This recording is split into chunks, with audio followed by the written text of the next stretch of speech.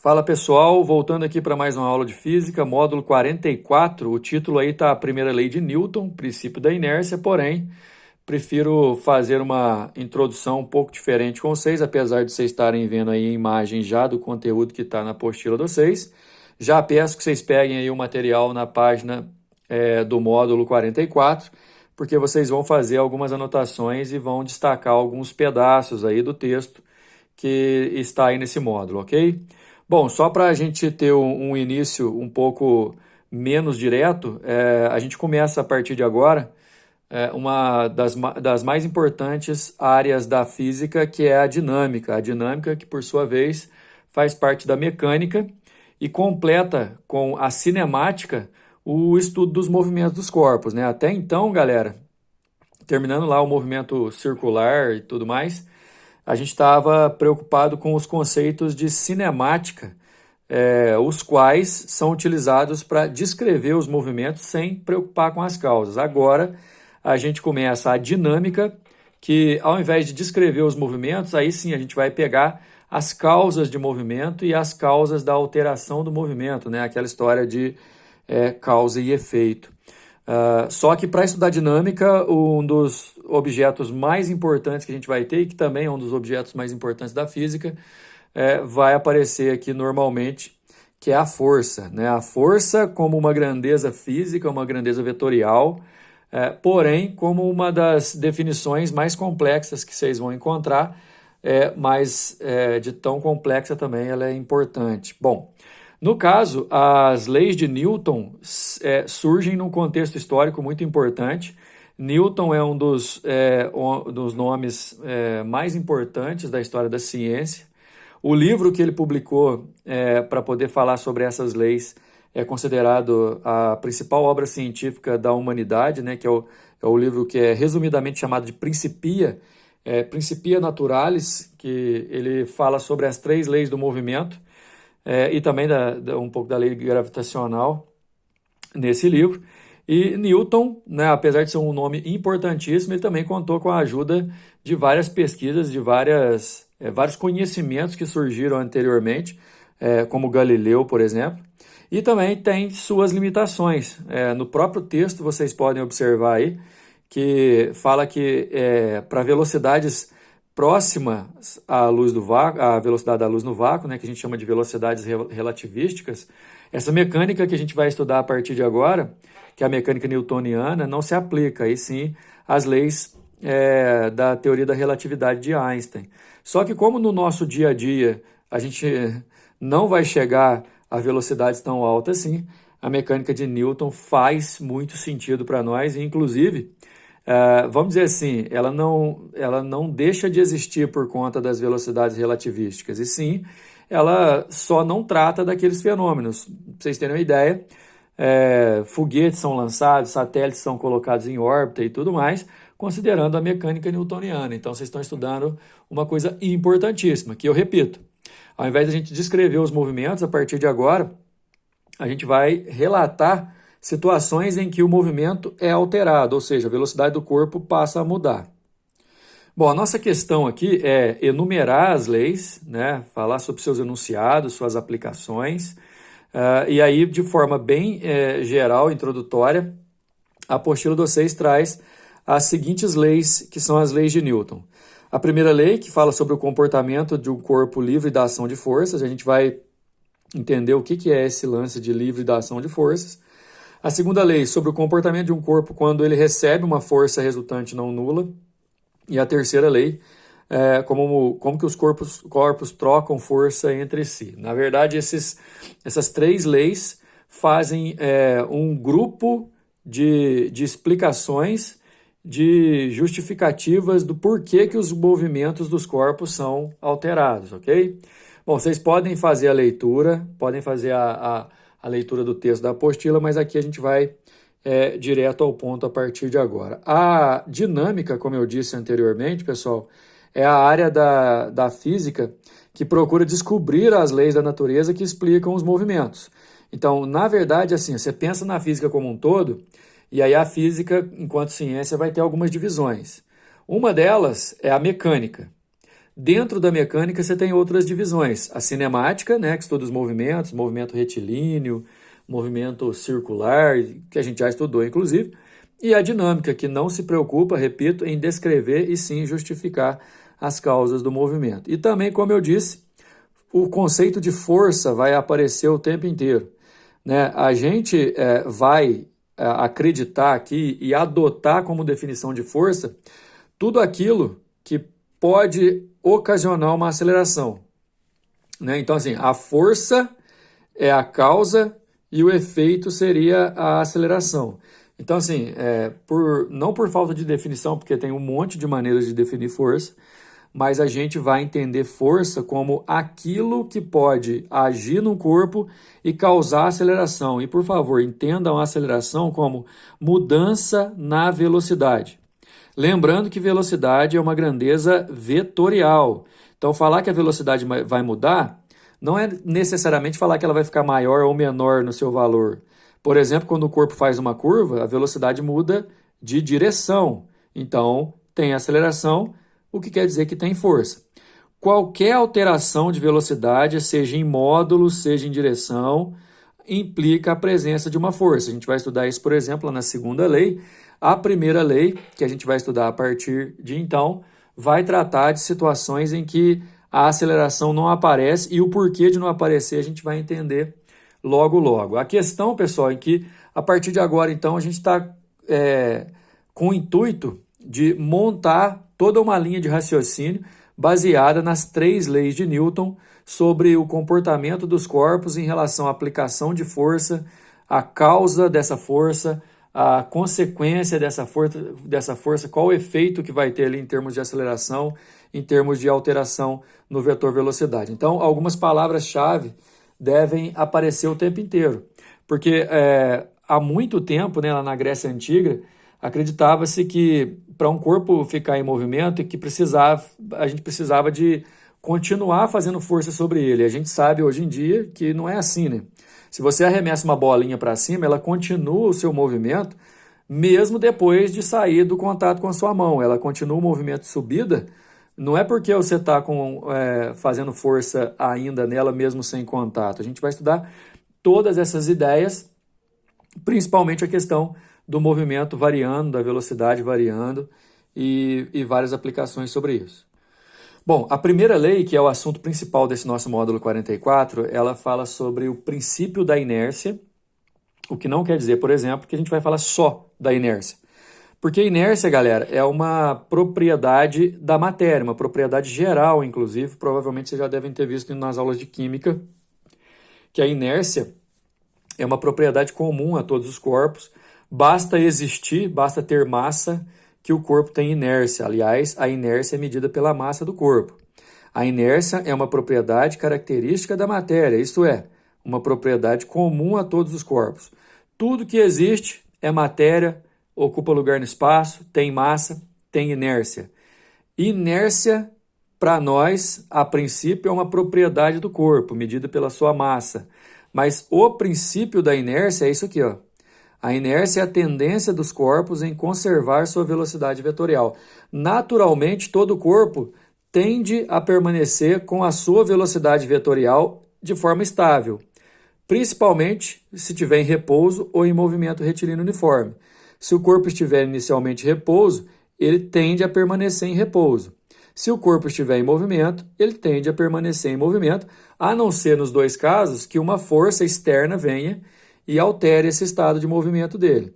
Quer dizer, você imaginar aí qualquer objeto que você está em volta, na sua volta, enquanto você assiste essa aula, aquele objeto está em repouso e ele tende a permanecer naquele estado, a não ser que venha uma força externa e altere aquele estado de movimento dele.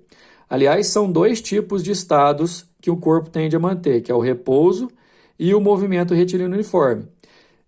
Não estando o corpo em nenhuma dessas 2 situações, é certeza que tem força atuando no corpo, que a força resultante sobre ele não é zero. Agora, o foco principal nosso aqui é a inércia. Todo corpo que está em movimento tende a continuar o seu movimento por inércia. Todo corpo que está parado tende a continuar o seu estado de repouso por inércia. E assim, aí a apostila do 6 resolve trazer algumas situações, por exemplo, quando um cavalo, em pleno galope, para bruscamente, o cavaleiro é projetado para fora da sela por inércia de movimento. Imagina um cavalo galopando e o cavaleiro em cima dele, né? Em relação ao cavalo, esse cavaleiro está em repouso, mas em relação ao chão, ele está em movimento. A tendência desse cavaleiro é continuar o movimento até que uma força venha e faça alterar aquele estado. Agora, quando o cavalo freia, a força de frear é no cavalo. E aí, como esse corpo do cavaleiro que está em movimento em relação à terra não recebe força nenhuma, a tendência dele é continuar e é como se ele estivesse sendo arremessado para frente. Você, por exemplo, já deve ter sentido algo parecido quando, por exemplo, você está andando de bicicleta e aperta bruscamente o freio da frente da bicicleta. A força para parar foi feita na bicicleta. O seu corpo que estava em movimento junto com a bicicleta em relação ao chão, ele tende a continuar. Então a impressão é que é arremessado para frente. Tudo isso por inércia. Um dos principais exemplos e questões que caem em vestibulares e tal é o uso do cinto de segurança, que é realmente uma situação em que a gente pode exemplificar a inércia perfeitamente. Sem o cinto de segurança, em caso de uma colisão ou uma freada brusca, a força da frenagem, a força da colisão é feita no automóvel. O passageiro ou o motorista que estão lá dentro e em relação ao chão eles estão em movimento, não recebem força nenhuma. Então a tendência é ele continuar o movimento e bater ali contra o para-brisas, contra o painel do carro. E isso é muito grave. Então, usar cinto de segurança é para a gente poder evitar os efeitos da inércia, que você está dentro do carro. A princípio você vai sentir que você está parado, mas você não está. Você não pode descer do carro em movimento. No caso, você está em movimento em relação à terra junto com o carro. Se o carro recebe uma força, ele vai alterar o seu estado de movimento. Por inércia, você vai tender a continuar. A inércia é a tendência de corpos continuarem movimentando-se com velocidades que lhe foi imprimida, ou de continuarem em repouso se estiverem inicialmente em repouso. Quando o carro faz uma curva e sua porta se abre, o passageiro nela encostado é jogado para fora do carro por inércia de movimento, insistindo em manter a direção de sua velocidade vetorial. Ou seja, fazer uma curva não é um estado natural, né?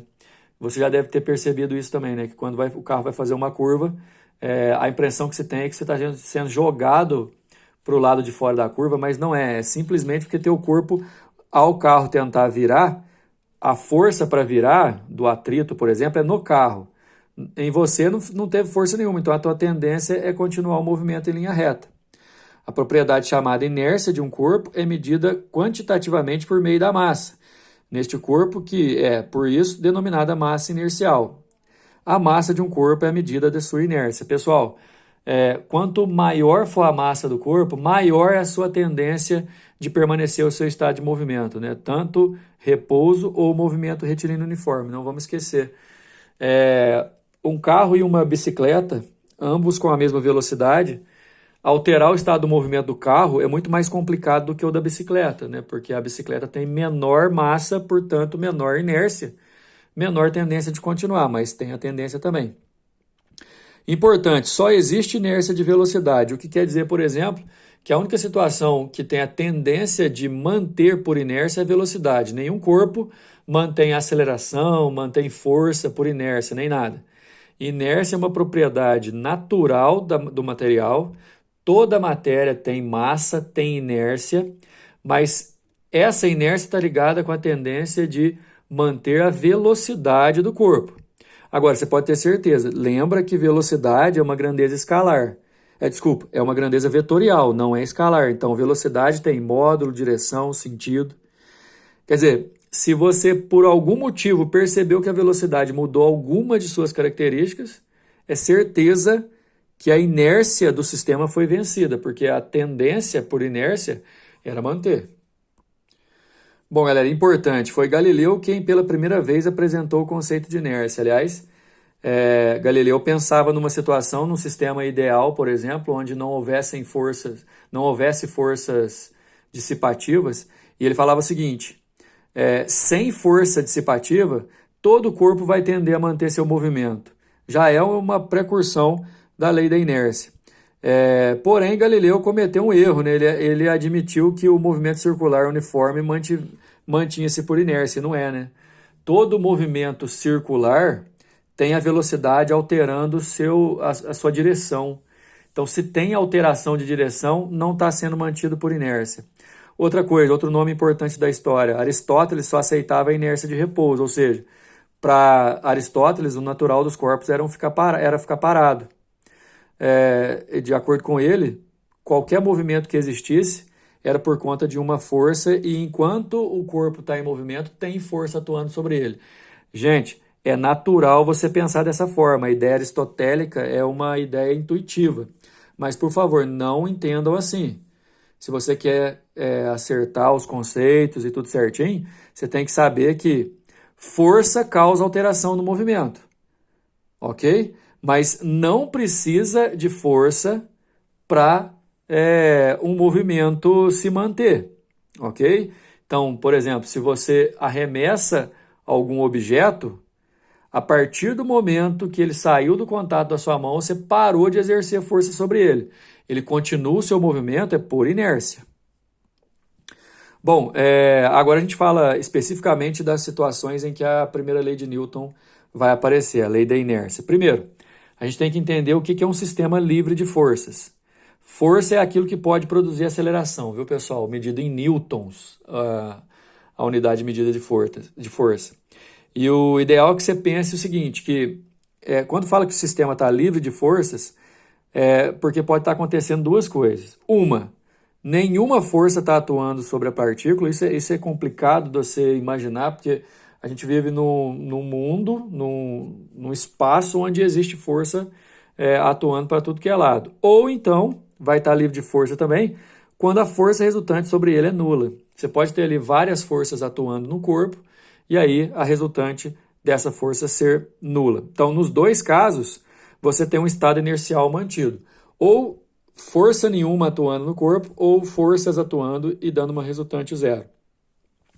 Alguns enunciados da primeira lei. Todos eles vão dizer basicamente a mesma coisa, olha só. Uma partícula livre de forças mantém sua velocidade vetorial constante por inércia. Quem falava isso era Galileu, dava a ideia.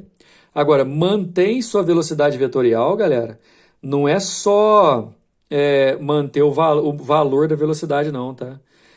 Manter valor, direção e sentido. Essa moto que vocês estão vendo aí, por exemplo, quando todas as forças que atuam sobre ela se anulam, ela vai ter um movimento retilíneo e uniforme, por inércia.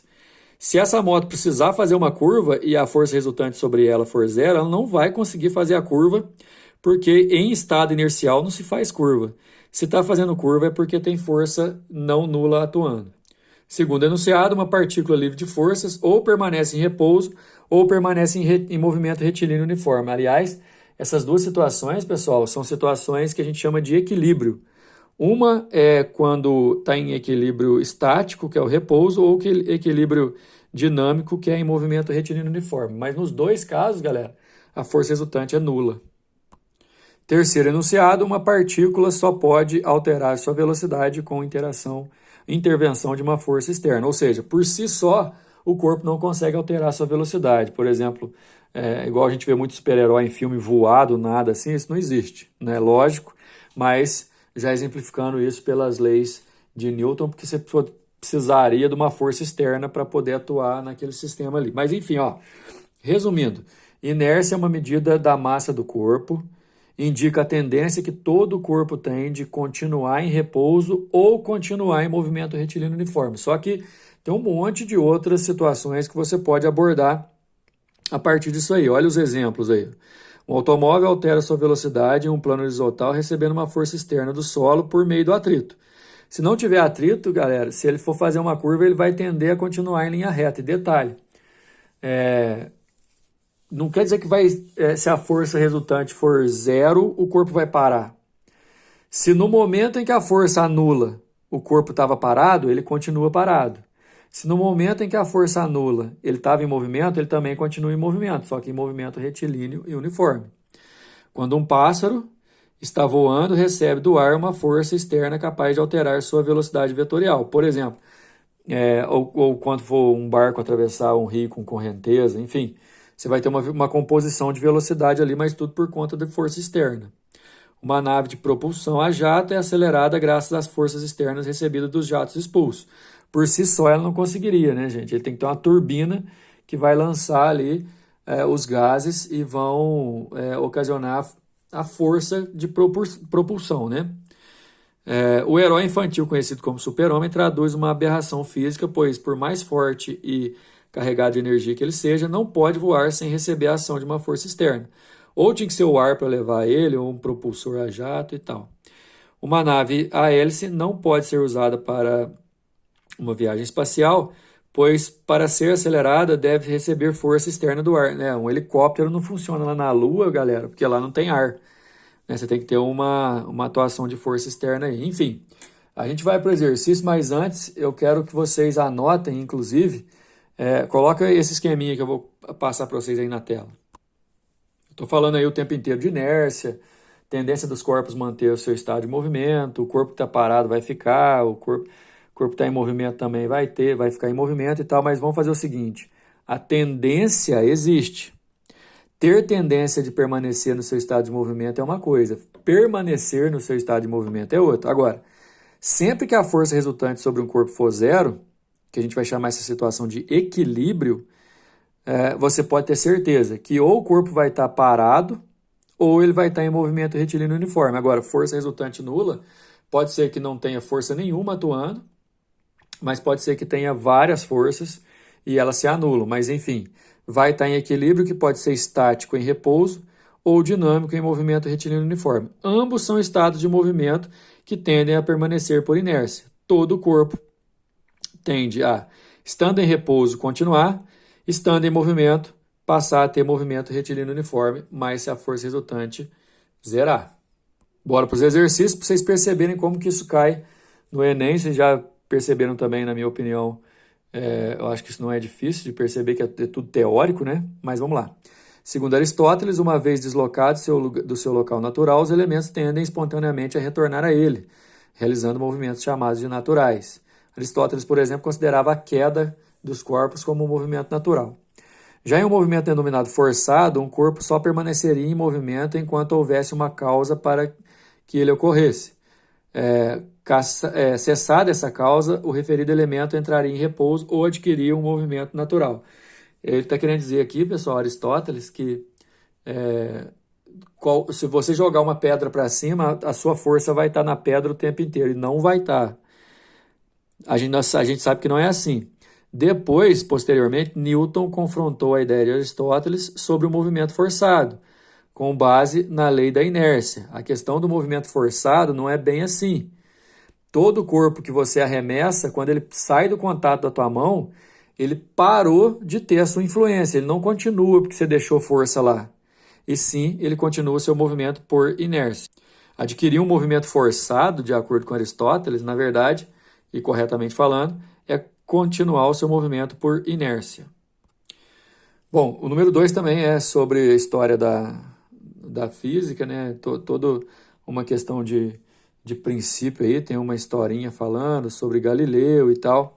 Galileu, que em 632, baseando-se nas experiências, rebateu a crítica aristotélica, confirmando assim o sistema de Copérnico. Falando sobre o sistema solar aqui, viu, gente? Seu argumento adaptado para a nossa época é: se uma pessoa dentro de um vagão de trem em repouso solta uma bola, ela cai junto a seus pés. Mas se o vagão estiver movendo-se com velocidade constante, a bola também cai junto a seus pés. Resistência do ar desprezível nesse caso. Isto porque a bola, enquanto cai, continua a compartilhar do movimento do vagão. Quer dizer, em relação ao vagão, essa bola está parada, né? A gente já falou sobre isso em trajetória. Mas em relação à Terra, ela tende a continuar o seu movimento. Ela não vai ficar para trás. Como ela tende a continuar o movimento, o princípio usado por Galileu, e que foi com ele mesmo que começou, foi a letra A, a lei da inércia. Olha só, pessoal, a questão número 3. Para entender os movimentos dos corpos, Galileu discutiu o movimento de uma esfera de metal em dois planos inclinados, sem atritos e com possibilidade de alterar o ângulo de inclinação conforme mostra a figura. Na descrição do experimento, quando a esfera de metal é abandonada para descer um plano inclinado, ela foi solta aqui, por exemplo, né? Aliás, já está sendo solta aqui, né? Ela sempre atinge o plano ascendente, no máximo, um nível igual àquele que foi abandonada. No máximo, porque se ela for perdendo energia aqui, ela não vai conseguir subir nem lá, né, pessoal? Mas o detalhe é o seguinte, a experiência de Galileu pôde comprovar que, livre de forças, se você abandonar a bola aqui, ó, enquanto ela não achar a mesma altura que ela foi abandonada, ela não para de se movimentar, ela só vai parar quando atingir a mesma altura. Agora, a ideia de Galileu foi o seguinte, imagina que você for pegar esse ângulo do plano de subida e abaixar, chegando próximo do zero. Se a bola que foi solta só para quando achar a sua altura original de abandono, e aqui essa rampa vai ser deitada, ela nunca mais vai achar a sua altura, e também não vai ter força para atrapalhar, essa bola vai tender a continuar o seu movimento. Isso aqui é o que a gente chama de experimento de Galileu,